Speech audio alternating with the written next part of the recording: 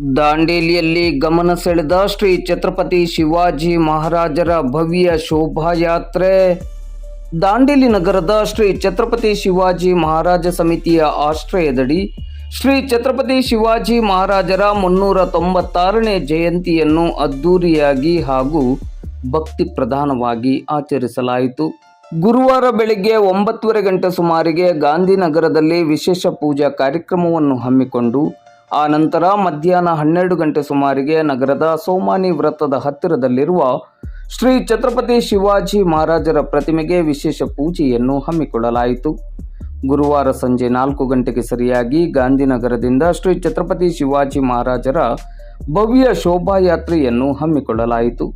ಗಾಂಧಿನಗರದಿಂದ ಆರಂಭಗೊಂಡ ಈ ಭವ್ಯ ಶೋಭಾಯಾತ್ರೆಯು ನಗರದ ಸೋಮಾನಿ ವೃತ್ತದ ಹತ್ತಿರದಲ್ಲಿರುವ ಶ್ರೀ ಛತ್ರಪತಿ ಶಿವಾಜಿ ಮಹಾರಾಜರ ಪ್ರತಿಮೆಗೆ ಪೂಜೆ ಸಲ್ಲಿಸುವ ಮೂಲಕ ಸಂಪನ್ನಗೊಳ್ಳಲಿದೆ.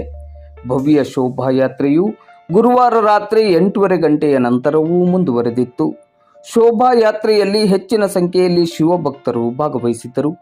ಕಾರ್ಯಕ್ರಮದ ಯಶಸ್ಸಿಗೆ ಶ್ರೀ ಛತ್ರಪತಿ ಶಿವಾಜಿ ಮಹಾರಾಜ ಸಮಿತಿಯ ಪದಾಧಿಕಾರಿಗಳು ಹಾಗೂ ಸದಸ್ಯರು ಶ್ರಮಿಸಿದ್ದರು.